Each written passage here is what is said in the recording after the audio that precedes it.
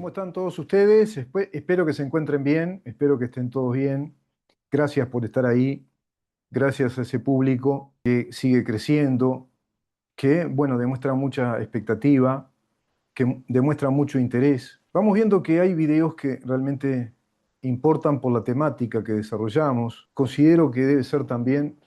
por el modo en cómo desarrollamos esos temas, por los enfoques que les vamos dando, por esa información que vamos desentrañando en su significado, de acuerdo a los análisis que puedo hacer, que está a mi alcance hacer, y muy particularmente sobre ejes de temas que son importantísimos para el Uruguay y también para el mundo, en definitiva para nuestra civilización occidental. Lo que sucede en cada uno de nuestros países,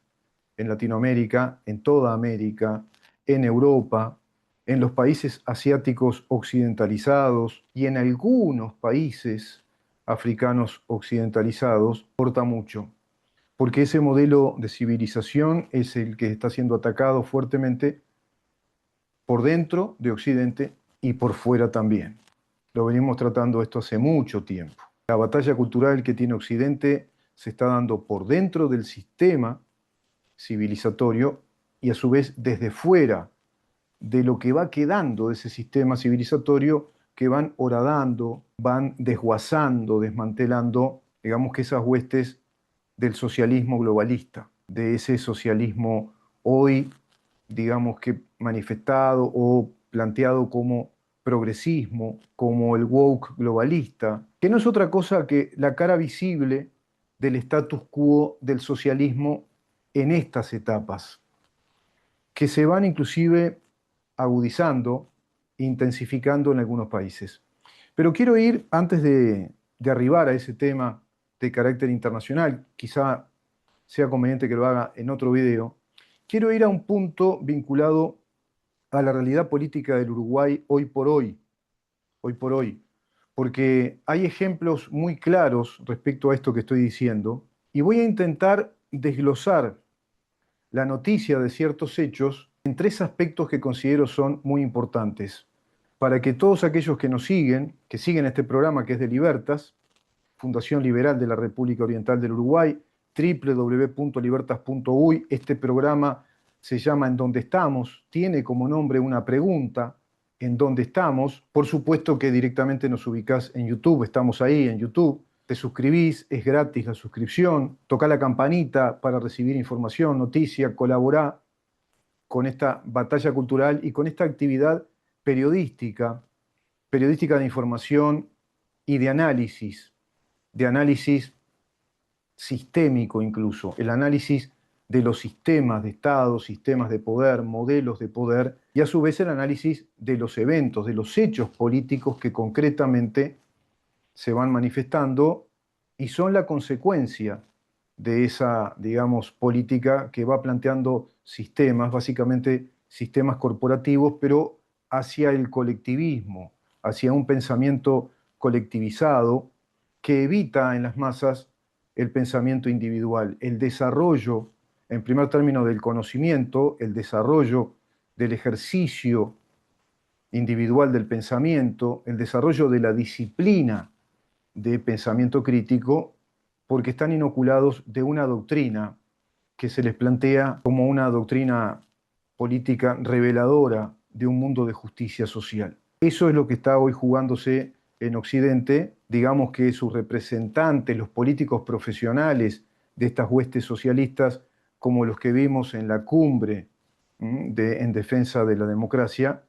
plantean precisamente la retórica de la justicia social, plantean a la libertad como ese conjunto de elementos o herramientas a aportarle a los que menos tienen, a los que están en situación más desventajosa, para que desarrollen de modo efectivo, de modo real, sus posibilidades materiales. Esa es la definición de democracia vinculada a un concepto de justicia social para los socialistas. No es el concepto de democracia para los liberales. Los liberales consideramos que la libertad es un concepto de naturaleza negativa. ¿Qué significa esto? Que se define por la ausencia de elementos. Por ende, la libertad para el liberalismo, que es la filosofía y la teoría política de la libertad, es la ausencia de coacción del Estado, del monopolio de la violencia o la fuerza del Estado en nuestra actividad individual y propia, lo que nos pertenece por derecho propio, lo que pertenece a nuestros derechos individuales, subjetivos, consagrados constitucionalmente, como el derecho a la libertad, a la vida, al honor, a la vida honorable, a la vida con dignidad. La dignidad es un derecho, el honor es un derecho constitucionalmente consagrado, es un derecho subjetivo inalienable, exactamente con el mismo valor que el derecho a la vida, a la libertad, a la seguridad, seguridad en todo sentido, la seguridad jurídica, la seguridad social, la seguridad pública, es un derecho inalienable, universal, que nace con nosotros en el concepto del Estado liberal de derecho. El derecho al trabajo es un derecho inherente a la condición humana, es un derecho de primer orden, un derecho subjetivo, inalienable, es un derecho individual, de fundamento constitucional, y el derecho a la propiedad, exactamente igual. Es un derecho universal, inalienable, universal, inherente a la condición humana, inherente al resto de los derechos que mencioné. Es el derecho consagratorio de todos los derechos que mencioné anteriormente, porque es el que baja a tierra, el que hace realidad el derecho a la vida, al honor, la libertad, la seguridad y el trabajo, el derecho a la propiedad. La propiedad es un concepto amplísimo, la propiedad de nuestro honor, la propiedad de nuestra propia vida, la propiedad de nuestras ideas, la propiedad intelectual, la propiedad de las invenciones, las innovaciones, la propiedad artística con los derechos de autor, la propiedad material, claro. Este saco que uso, los lentes, son de mi propiedad, si son bien habidos, es decir, si los adquirí por, digamos, la vía legal, lo que corresponde, es decir, ajustado a derecho, a través de una compraventa, porque los compré, o porque me los pudieron haber regalado, o porque los heredaste. Y así también la propiedad inmueble, la propiedad de una casa, de un apartamento, de más de una, de un terreno, de lo que fuere, la propiedad de bienes muebles, que pueden ser muy sofisticados y costosos, como un automóvil de alta gama, o de pronto una flota de camiones, o un pequeño auto, o una moto, una bicicleta, o los muebles de una casa. Esos son los bienes muebles, están los bienes semovientes, es decir, los que se pueden trasladar de un lugar a otro. Lo inmueble es el bien,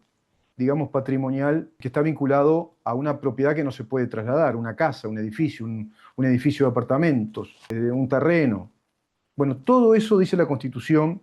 como constitución liberal de un Estado de Derecho, que son nuestros derechos consagrados constitucionalmente como derechos inviolables, universales, que son la razón de ser del Estado. Y así está consagrado este régimen, este modelo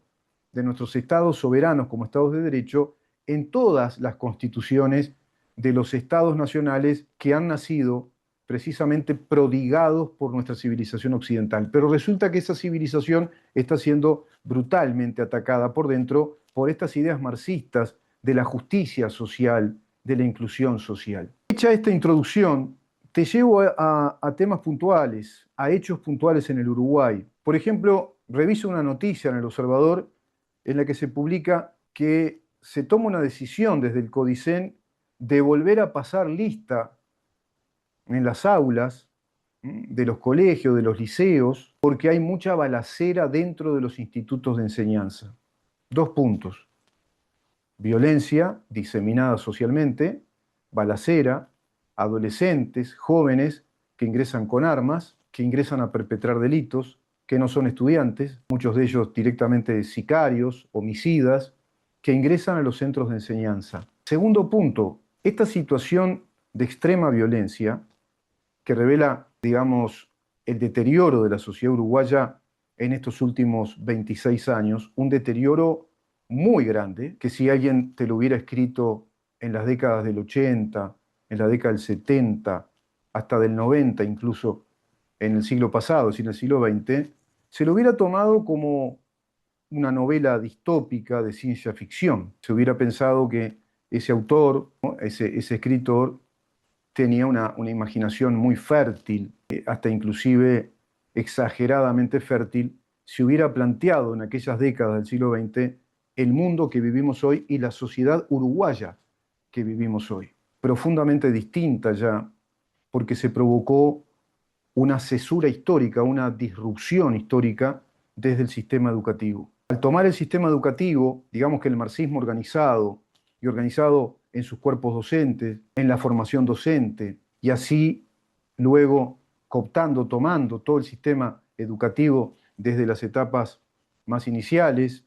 la educación primaria, atravesando la educación secundaria en lo liceal, en la UTO, en lo politécnico, se le dice en otros países, y luego ya en la universidad, están formando generación tras generación, por lustros, varios lustros, ya décadas, población con pensamiento marxista. Por ende, esa usina propagandística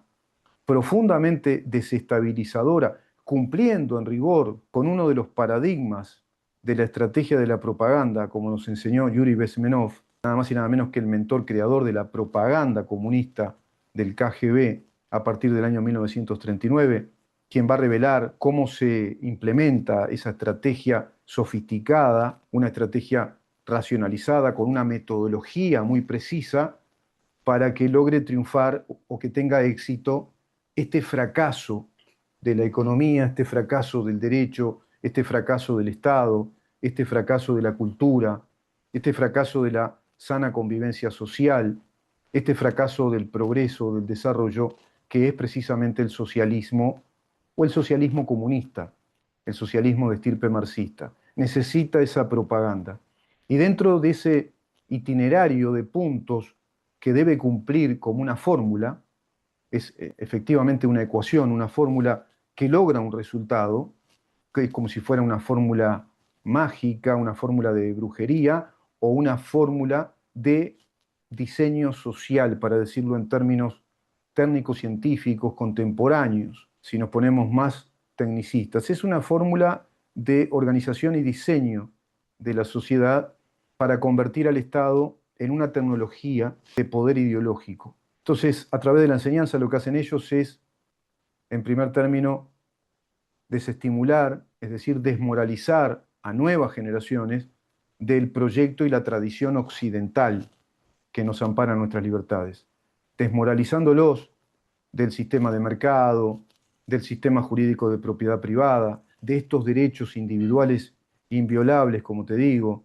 desmoralizándolos respecto a esta constitución, a esta forma o naturaleza de nuestro Estado y a estas formas de gobierno republicanas democráticas, dándoles una versión ideológica de la historia, poniéndoles otros héroes, otros valores, otros modelos de sociedad, desmoralizan generaciones enteras que se van a desapegar no solo por el aspecto emocional y moral, sino también por un aspecto muy importante, la ignorancia. Los convierten en ignorantes de nuestro acervo civilizatorio, de nuestra historia. No les dan, no les brindan historia científica, filosofía académica, de estirpe científica, sociología científica, derecho científico, economía científica, literatura como arte y no como una cultura de propaganda, las artes como la música, las artes plásticas como arte y no como culturas de propaganda. Todo eso ha sido saboteado para arribar a una etapa que es la desestabilización social, porque esas nuevas generaciones manifiestan esas necesidades de cambio hacia esa ideología y en relación a las generaciones precedentes, que somos nosotros, ingresan entonces en un punto de quiebre y en una situación social de choque, de conflicto, que puede ser directo, explícito, o de un conflicto que todos los días se manifiesta por las distintas formas de vivir, por los estilos de vida, porque tienen otros valores y otra interpretación de la sociedad, de la condición humana y de la historia de Occidente. Ese es el Uruguay que estamos viviendo, en el que ya ganó el comunismo, porque logró la penetración de nuestro sistema de enseñanza, que es laico, que es todo lo contrario de esa penetración ideológica, pero lo logró a través del mecanismo de los sindicatos únicos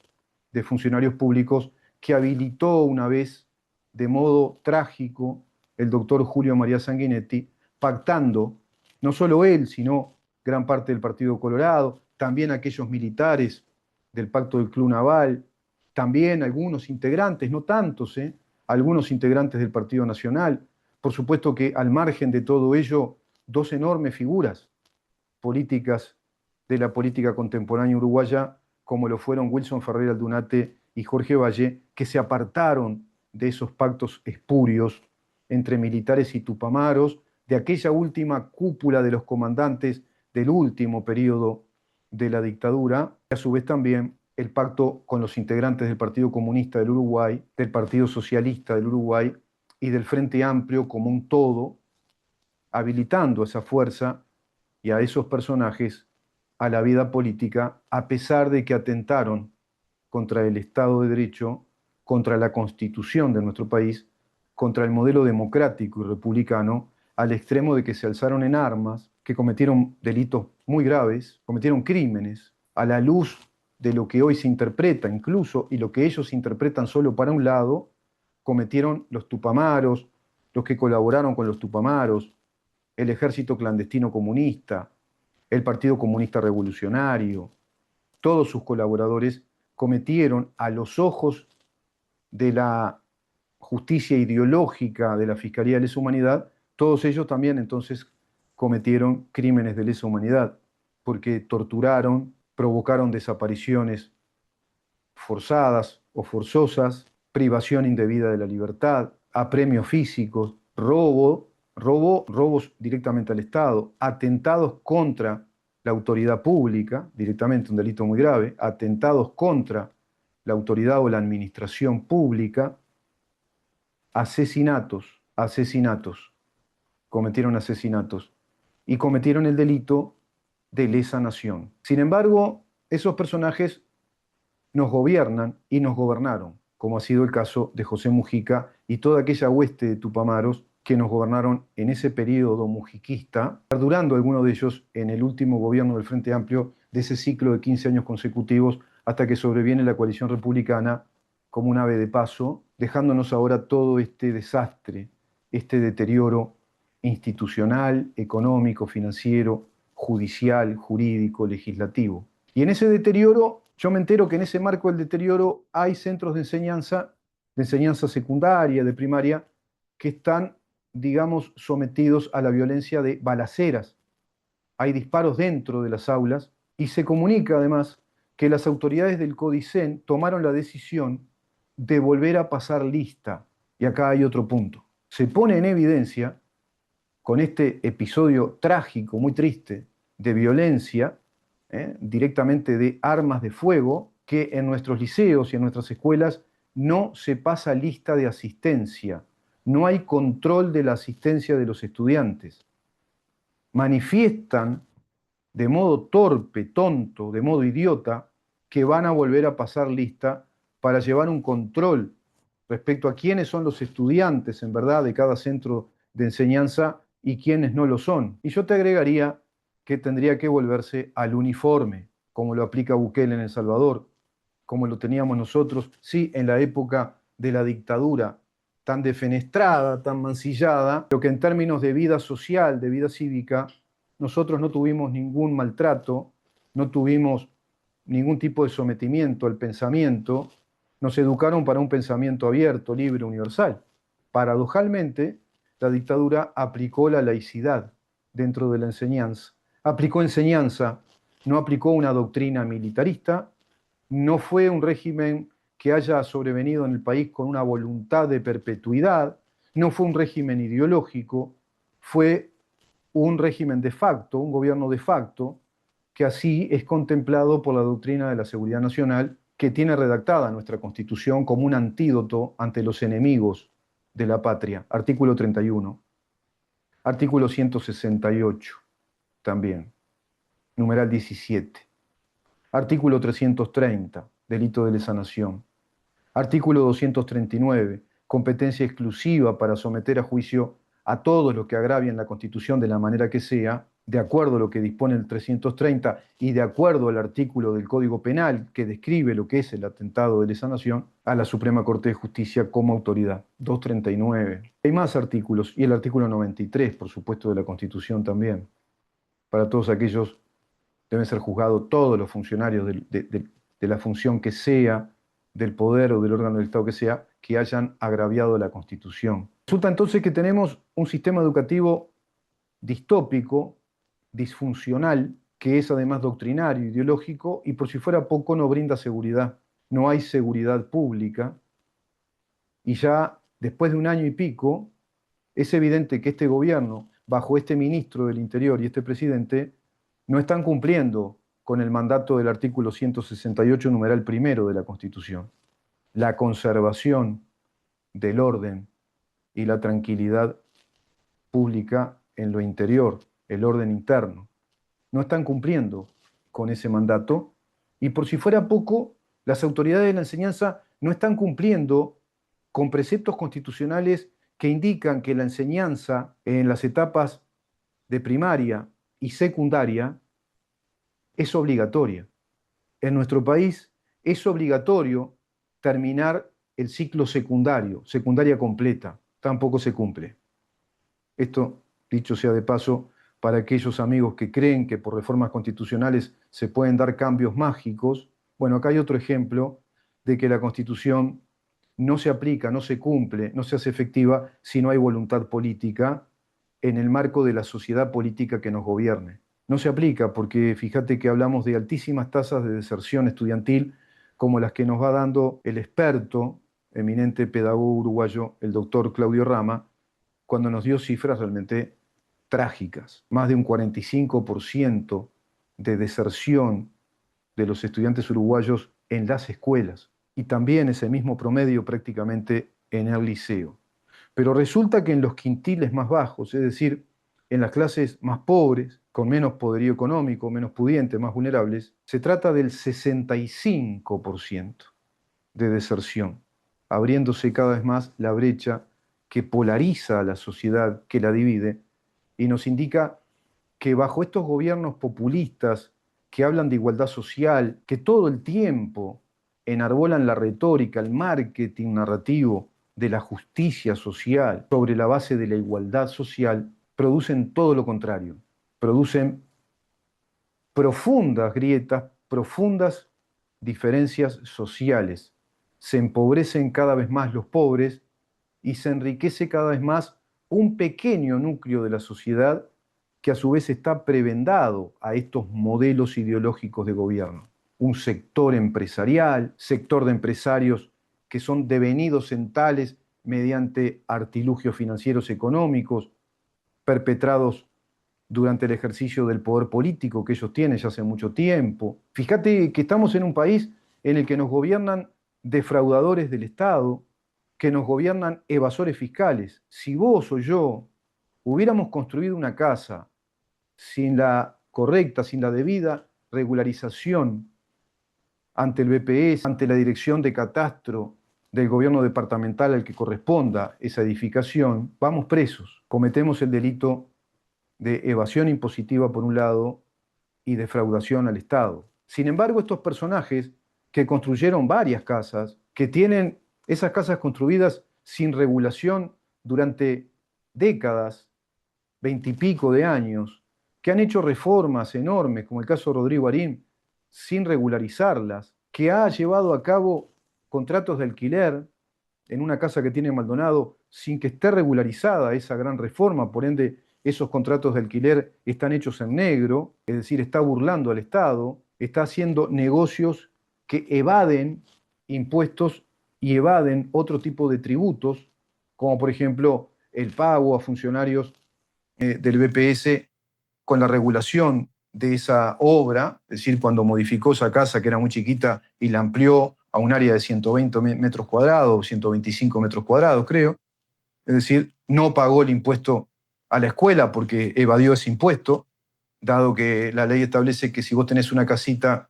que tiene 24 metros cuadrados, prácticamente una pieza, dos piezas, no pagás el impuesto a la escuela. Bueno, él dejó que figurara como una propiedad muy chiquita y la transformó en una enorme propiedad y no la reguló. Es un defraudador, es un evasor del Estado, que hoy es nada más y nada menos que el director de la Oficina de Planeamiento y Presupuesto. Lo mismo el caso de Cecilia Cairo, que está como diputada, impune, con un gran salario, por ejemplo. Y en este marco de deterioro institucional, de desigualdades incluso ante la ley, de trato desigualitario ante la ley, con una justicia que para ellos no funciona, que van procrastinando casos judiciales muy graves, muy severos, como el de Charles Carrera, que recién ahora otra vez vuelve a tener determinadas indagaciones en un proceso ya judicial de una segunda etapa, ¿m? Que se abrió una etapa ya ahora sí judicial, quién sabe en qué termina. No sabemos qué pasó con el robo del Zunca, desde esa cooperativa Foskov, quedó todo quieto, quedó todo a la sombra. No se habla más del 1.200.000 dólares que robaron más de 15 integrantes del Partido Comunista de Uruguay después de la amenaza que emite el actual ministro de Trabajo, Juan Castillo, al fiscal Gilberto Rodríguez, si no me equivoco, cuando le dijo: usted tenga mucho cuidado con la investigación que está haciendo. Tiene los claros signos de una amenaza. Todo aquel acto, de hecho, de palabra, que entorpezca, violente o interrumpa el fluir de la actividad natural de una actividad, de una autoridad, perdón, de nuestro Estado, comete el delito de atentado contra la administración pública. Es un atentado contra la autoridad pública, como lo fue el atentado contra la fiscal Ferrero, un grave, un gravísimo atentado contra la autoridad pública, y hasta la fecha no se descubrió sus autores materiales ni sus autores intelectuales. Estamos en el campo, en el sempiterno campo de la conjetura y la sospecha, con una sociedad movilizada por un caso muy puntual vinculado a un muchacho llamado Moisés, paradójicamente llamado Moisés. Increíble. Pero viendo esto, tengo que desentrañar aspectos y compartirlos con ustedes. Acá hay un gran aspecto que es la conducta política. La conducta política de este gobierno en relación a los temas esenciales del Estado, de un Estado que no funciona, que es un Estado ausente, un Estado fallido. La conducta política de todo el sistema político, de toda la sociedad política, hoy por hoy de la oposición, salvo honrosas excepciones, es una oposición de un silencio ominoso. Pero estamos en un país en el cual el silencio habla y las palabras no dicen nada. El silencio habla y las palabras no dicen nada. Volvieron otra vez las bandas motoqueras de los robos piraña. Ayer mostraban en imágenes un montón de casos que se dieron en ese mismo día de robo a farmacias y perfumerías. Entran con cascos, son una cantidad, armados con armas de alto calibre, de caño recortado, con armas automáticas. Te disparan con una de esas armas y te parten al medio. Pueden dispararse en cualquier momento, son armas automáticas por lo general. Todos vestidos de negro, con los cascos de las motos para que no se les vean la cara, otros directamente con escafandras, con un pasamontaña, lo que sea, para que no se vean. Son bandas organizadas, los esperan afuera, otro ejército de personas, camionetas blindadas que llegan, lo ingresan, de pronto son 5, 6, 7 motoqueros que copan una farmacia a punta de revólver, de armas de fuego, a su propietario y a sus empleados. Y bueno, se manifiesta ayer también el presidente de la Cámara de Farmacéuticos, la Cámara de Farmacias, creo que es así, de que esto no da para más, no pueden más, que ya no se puede trabajar así, que es enorme la inseguridad y que en cualquier momento saben que les puede pasar cualquier cosa, están inermes ante esa situación y no está la policía. Pero cuando pasa eso, cuando ves que eso es algo así como un loop, se repite, es porque no funciona, digamos, la seguridad pública. Porque no hay un sistema de seguridad pública diseñado a los efectos de abatir efectivamente ese crimen organizado. Porque volvemos a hablar, después de tantos meses, de que cuando habían vuelto las bandas piraña con este gobierno el año anterior, volvieron las bandas piraña, que atacaban supermercados, distintos barrios, ingresaban a casas, hacían copamientos, también robaban en almacenes, en pequeños supermercados, en farmacias. Ahora volvieron con una oleada de robos a farmacias, donde se ve que está el gran negocio de los perfumes, la perfumería y otro tipo de artículos, vaciando prácticamente esa farmacia, provocando un deterioro económico enorme y una situación de incertidumbre que también conlleva la eventualidad de que varias farmacias o empresarios cierren, porque no van a poder soportar el gasto, remontar ese deterioro económico provocado por un agente externo anticomercial, como lo es el delito organizado. Ante ese delito organizado, este gobierno no hace nada, se repite. Y se repite digamos, este modus operandi del delito de las bandas piraña respecto a gobiernos del Frente Amplio precedentes al gobierno de la coalición republicana. Mirá de lo que estamos hablando. Hace muchísimos años que hablamos de lo mismo, de las bandas piraña, de los motoqueros, del delito de copamiento, de los copamientos a estaciones de servicio, recuerdo, las casas de cobranza, a los supermercados. Otra vez lo mismo. Y cuando vino este gobierno a los meses, las bandas piraña se retiraron, porque hacen eso, trabajan por oleadas, y ahora volvieron. Y el gobierno actúa sobre la marcha, sobre el pucho, como se decía antiguamente. La va atando con alambres, actúa sobre las contingencias. No tiene un plan orgánico de seguridad pública, de conservación del orden público. Por lo tanto, este ministro, una vez más, junto al presidente, están demostrando en los hechos que no están capacitados para cumplir la función que la Constitución les encomienda y que los uruguayos esperan que cumplan representando la voluntad soberana del constituyente. Pero como tenemos generaciones enteras ya usurpadas de toda esta conciencia de vivir en un Estado de Derecho, de toda esta evaluación de vivir en un Estado de Derecho, no se está dando la presión social suficiente, porque la sociedad que es consciente de esto que te estoy diciendo es una sociedad envejecida, veterana, que ya no tiene las fuerzas para manifestarse públicamente, inundando las calles de Montevideo, de Canelones y otros departamentos para decirle a este gobierno, basta, se terminó, actúen o esto se complica. Y se complica en el buen sentido. No hablo de violencia, no hablo de ningún tipo de levantamiento de nada, sino que no van a parar las manifestaciones pacíficas que tenemos todos los uruguayos, ya no solo como derecho, sino como el deber inherente de defender nuestra democracia y fundamentalmente de defender nuestra principal autoridad. Debe ser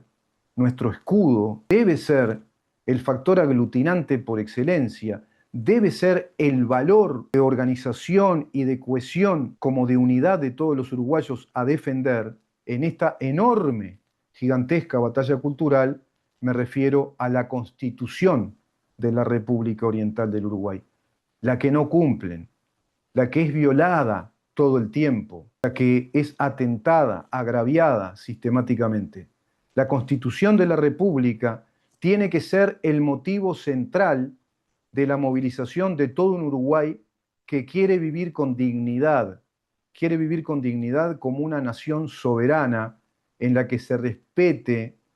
la igualdad de derechos, pero también la igualdad de responsabilidades, que se respete una justicia que brinde garantías, que se respeten nuestros derechos como ciudadanos, que se respete el derecho a la propiedad, al trabajo, a la inversión, al desarrollo personal,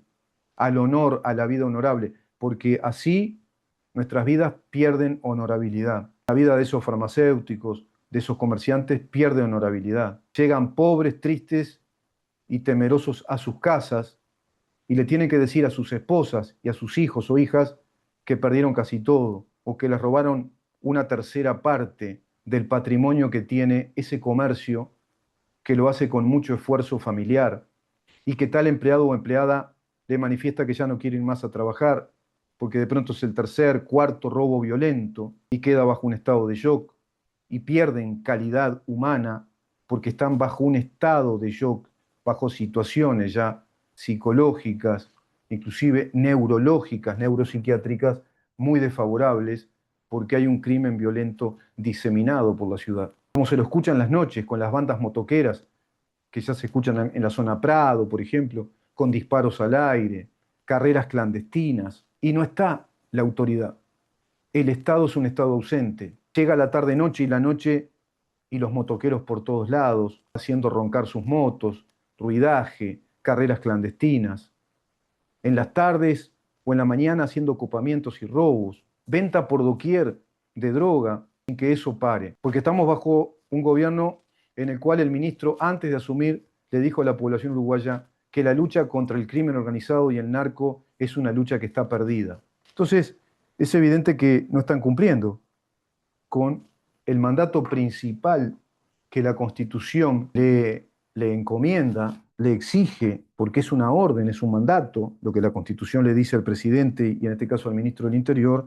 en el artículo 168, capítulo 3, al manifestar el constituyente al presidente de la República actuando con el ministro o ministros respectivos o con el Consejo de Ministros corresponde, en primer término, numeral primero, la conservación del orden y la tranquilidad en lo interior y la seguridad en lo exterior. La conservación del orden y tranquilidad en lo interior y la seguridad en lo exterior. No cumplen con nada de esto, inclusive provocan mucha zozobra. Se han ido 7.300 y pico de empresas, con más de 50.000 uruguayos que han perdido el empleo, están generando incertidumbre en empresas que aún están en el país, vuelven con un proyecto de ley que desconoce de modo atentatorio, también antidemocrático, que desconoce el resultado plebiscitario al que sometió al pueblo uruguayo el PICNT cuando pretendió prohibir el régimen de la actividad privada de la SAFAP, pretendió prohibir la legítima actividad privada, comercial, empresarial, profesional, y pretendió flagelar, mutar la universalidad, es decir, lacerar, fraccionar la universalidad del derecho inviolable de propiedad, hablándonos de la confiscación de todos los capitales ahorrados, de los ahorros y los capitales de sus ahorros de más de 1,5 millones de uruguayos para llevárselos a un fideicomiso del BPS. Es aberrante lo que estamos viviendo en el Uruguay, porque el sistema político, la clase política uruguaya, ha conjurado un pacto de Estado ideológico, desde una ideología que es una subcultura, una ideología totalitaria, que es la que tiene el poder porque tiene las corporaciones más grandes operando políticamente en el Uruguay. PIT-CNT, el Frente Amplio en sí, como una coalición política, y una enorme cantidad de funcionarios públicos en áreas estratégicas del Estado que pertenecen a esas corporaciones. E inclusive un sector empresarial del Uruguay que deviene de esos integrantes comunistas y tupamaros que también son empresarios. Empresarios de medios de comunicación, empresarios de grandes importadoras, empresas importadoras, que se han pretendido cuidar por el lado de la imposición ahora del impuesto, precisa valga la redundancia, por la aplicación del impuesto del IVA a las compras online en las ventanas de las franquicias, el impuesto a las ganancias de las grandes empresas, la expulsión de más de 7.300 empresas que, bueno, han dejado a 50.000, por lo menos 50.000 uruguayos con desempleo, sin trabajo y sin posibilidad cierta de recuperar ese trabajo porque no hay inversión. Eso también es inseguridad pública. Eso también es inseguridad pública, porque están generando graves distorsiones en la estabilidad comercial, empresarial, en la lícita actividad comercial, empresarial, industrial, que ampara, que protege y que consigna como un derecho inviolable la Constitución y nuestras leyes de protección a las inversiones y de la ley que establece el estatuto organizativo de la regulación, incluso de las políticas monetarias, que es la Ley Orgánica del Banco Central del Uruguay, y violando las 3 leyes de la seguridad social. Todo eso también es romper y fracturar no solo los derechos que tenemos, sino el orden público. No están conservando el orden público. El levantamiento del secreto bancario, que viene ahora como otro pan rancio y podrido bajo el brazo de este presupuesto ideológico, la escalada enorme de impuestos, la suba injustificada de tarifas públicas. Y sin embargo, el presidente de la República dijo hoy que este país es un país que se caracteriza por pertenecer al diálogo, por responder a ese valor democrático del diálogo, en un mundo en el cual todo se lo atropella y que está bajo una situación de graves conflictos y una situación de guerra, donde nunca se ha gastado tanto para autoexterminarse. Parece muy lindo, parece que Orsi aprendió a hablar. No, está diciendo un speech que no obedece la realidad, porque después de todo lo que te dije, Este gobierno no es un gobierno de paz, no es un gobierno de diálogo, todo lo contrario. No es un gobierno para nada, es un gobierno de la desestabilización, es un gobierno de la desmoralización de los valores democráticos a través de todo ese sistema doctrinario de enseñanza por la vía de los sindicatos. Es un gobierno que destruye todo el modelo económico de inversiones, que lo que está provocando es más y más desempleo. Es un gobierno que concentra poder en el poder ejecutivo. Es un gobierno que plantea la urgencia de crear un ministerio de justicia y lo van a hacer fuera del presupuesto, eso también es inconstitucional. Es un gobierno que está lleno de actos administrativos inconstitucionales.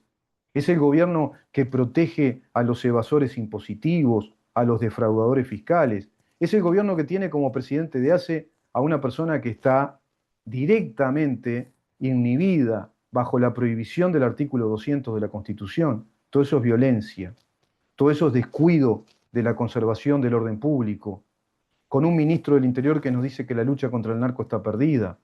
que atropelló a un muchacho que hacía delivery y no sabemos cuál es su suerte, un ministro que conducía con la libreta de conducir vencida, por ejemplo. Eso no es conservar el orden público, es un gobierno violento,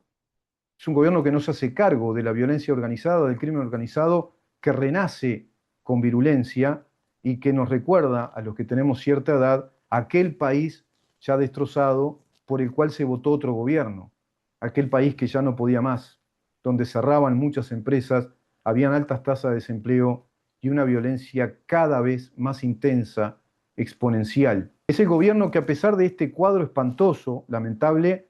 nos está hablando de un proyecto de ley de liberar 2.000 presos, echando la retranca, porque la oposición ahí estuvo a la altura de estas circunstancias defendiendo la ley de urgente consideración. Es un gobierno que no respeta la ley de urgente consideración en cuanto a la regla fiscal. Ya lo hemos visto, lo tratamos, todo esto. Y es un gobierno que en relaciones internacionales toma alianzas con regímenes que son terroristas, que se alineó y defendió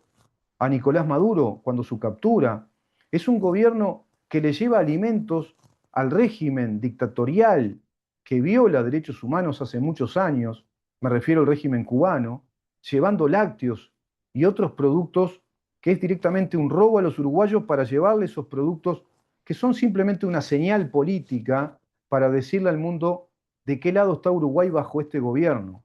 a qué orden mundial pretende alinearse. Es el gobierno que fue a China y gastó 2 millones de dólares con 150 personas y manifestó que la China comunista debe anexar, como sea, a Taiwán. Es el gobierno que no se alineó al escudo de las Américas, sino que a la cumbre de la defensa de la democracia, que no es otra cosa que la reversión de los BRICS, que no es otra cosa que la versión remozada del progresismo woke, del globalismo woke, contra el modelo de nuestros estados soberanos, de nuestros estados de derecho, como estados nacionales, como estados de libertad. Por lo tanto, no es un régimen pacífico, para nada es pacífico. Es un régimen que está alineado a Irán, es un régimen que rompió relaciones con Israel cuando rompe relaciones con la histórica cooperación y con el histórico tratado de becas y cooperación del Instituto Weizmann para con nuestros profesionales universitarios. No es un gobierno de pacificación, es un gobierno violento, es un gobierno que se calla la boca ominosamente cuando se descubre que Nicolás Maduro y su esposa Cilia Flores y otros integrantes tienen miles de millones de dólares provenientes del robo al pueblo venezolano, que tienen una enorme cantidad de personas asesinadas, que son narcotraficantes, que cometen delitos dentro de una organización para delinquir y se callaron la boca. El presidente ahí no habla, no habla para nada, pero sí sale a decir que este es un gobierno de diálogo y que no se va a llevar puesto a nadie, refiriéndose, por ejemplo, a la reforma del Código de Proceso Penal y también a ese proyecto espantoso, digamos que criminal, de reincidir por la vía legal en un proyecto institucional contra la SAFAP, contra el sistema privado de capitalización de ahorros, que lo que provocaría sería el colapso del sistema financiero, porque pretenden que todo eso sea administrado por el Estado, más estatismo. El pueblo uruguayo, soberanamente, el cuerpo electoral, le dijo que no a todo eso, y le dijo que no por un amplio porcentaje, porque ganó por goleada el plebiscito. Un 62, tanto por ciento de uruguayos dijeron que no a esa aberración de fracturar, de lesionar la propiedad privada y los derechos adquiridos de más de 1,5 millones de uruguayos y de 3 empresas privadas que trabajan legítimamente en el Uruguay, traccionando toda la actividad de los fondos de inversión que retroalimentan al sistema financiero privado del Uruguay, porque quieren agredir eso, nada más y nada menos que el corazón financiero de la actividad privada, y nos dicen que ellos van por el diálogo y no se quieren llevar puesto a nadie. Eso no es diálogo, eso es implementar la estrategia del diálogo para imponer. Están buscando por todos los medios imponer su sistema ideológico y corporativo al servicio del interés económico de sus militantes, de sus integrantes, para convertirlos en empresarios estatales, administradores de algo tan complejo y tan técnico como la capitalización de ahorros y de algo que requiere la confianza internacional, requiere el prestigio internacional que tienen estas 3 empresas con un alto prestigio internacional porque tienen una alta experticia, harto comprobada, integradas por profesionales en estas materias que movilizan mercados internacionales que trabajan en el Uruguay en la inversión nacional, porque la ley exige que el 85% de sus capitales se inviertan acá y el resto en el exterior. Si esto se estatizara y aún dijeran que permanece el régimen de la capitalización de ahorro con los derechos adquiridos, se caería igual, se caería a pedazos porque todo ese universo de inversores se irían de Uruguay, dejarían de invertir, porque están confiando en las empresas privadas que trabajan en una red de confianza internacional dentro de esa cadena de la actividad privada que se debe proteger a sí misma. La actividad privada se tiene que proteger a sí misma del Estado. El Estado no tiene que entrometerse. Y el Estado tiene que ser un Estado obediente, un Estado de derecho que proteja la propiedad privada y que por todos los medios evite que el Estado lesione derechos de propiedad privada, lesione derechos adquiridos de propiedad privada y todo tipo de derechos adquiridos. Este gobierno lesiona todo eso. Y si no lo lesiona es porque no puede hacerlo, porque no tiene aún la posibilidad electoral, no cuenta con las mayorías electorales para poder hacerlo. Si no, ya lo hubiera. ¿Te imaginás si este gobierno hubiera ganado en primera vuelta con más del 51%? Ya seríamos Uruzuela, no te quepa duda. Entonces tenés 3 aspectos fundamentales. La conducta política de toda la sociedad política profesional del Uruguay, tenés la desobediencia a la Constitución de la República como el pilar, como el sostén, pero también como la cabeza pensante de todo nuestro orden jurídico político soberano, y tenés la conducta política de nuestra sociedad civil, de la sociedad en general, que no se manifiesta intensamente, de modo sistemático y masivo, no solo en las redes sociales, no solo en Internet, sino también presencialmente, en la vía pública, en los espacios públicos, tomando los espacios públicos del Uruguay, hasta inclusive tomando las sedes sindicales del Partido Comunista para decirle una parte muy grande del Uruguay si efectivamente es cierto que el 78,6% rechazan este gobierno, decirles que rechazan esta forma de gobernar y este modelo político del Estado uruguayo, que cambien la pisada porque si no, no va a parar de movilizarse la sociedad uruguaya porque está viendo que pierde todo, que perdemos todo. Y todos perdemos. Perdemos capital, perdemos inversión, perdemos fuente de trabajo, perdemos derechos, perdemos nuestros derechos más esenciales. Unite a miembros del canal para apoyar el proyecto de Libertas Uruguay, de lunes a viernes por CX30, 11:30 AM, de 11 de la mañana a 1 de la tarde. ¿En dónde estamos?